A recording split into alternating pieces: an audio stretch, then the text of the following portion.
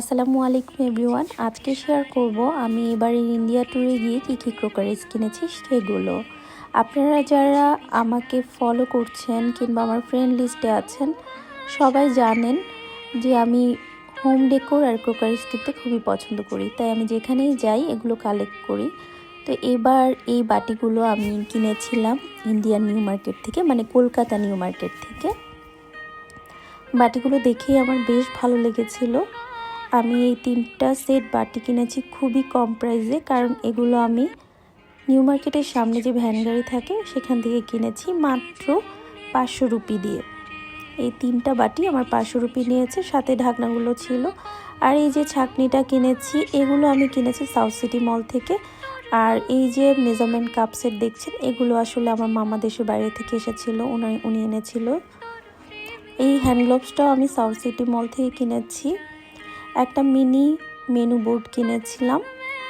আর এখন যে ছোট সার্ভিং একটা ডিশ খুলছি এটাও আমি কলকাতা নিউ মার্কেট থেকে কিনেছি।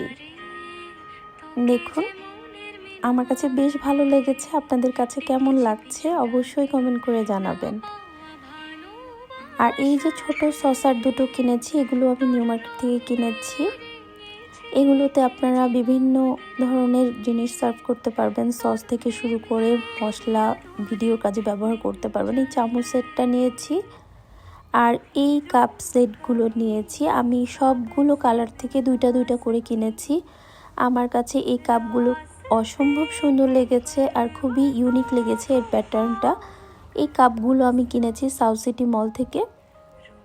সাউথ সিটি মলের নিচে যে স্পেন্সার একটা দোকান আছে সেখানে সব কিছুই পাওয়া যায়। ওখান থেকে আমি ক্রোকারিজ মানে এই কাপগুলো কিনেছি। জাস্ট দেখে আমার ভীষণ ভালো লেগে গিয়েছিল। আমার তো ইচ্ছে করছিল সবগুলোই নিয়ে আসি, বাট এত দূর থেকে তো আসলে কাচের জিনিস আনা অনেক বেশি কঠিন, তাই আমি সবগুলো কালার থেকে দুটো দুটো করে এনেছি। আরও অনেক অনেক সুন্দর সুন্দর জিনিস ছিল, কিন্তু এতগুলো জিনিস তো আসলে আনা সম্ভব না। তো আমি যতটুকু পেরেছি এনেছি। আর আমার কাছে এই জিনিসগুলো খুবই ভালো লেগেছে। আপনাদের কাছে আমার ছোট্টখাটো এই ক্রোকারিজ শপিং কেমন লাগলো অবশ্যই কমেন্ট করে জানাবেন। সবাই অনেক ভালো থাকবেন।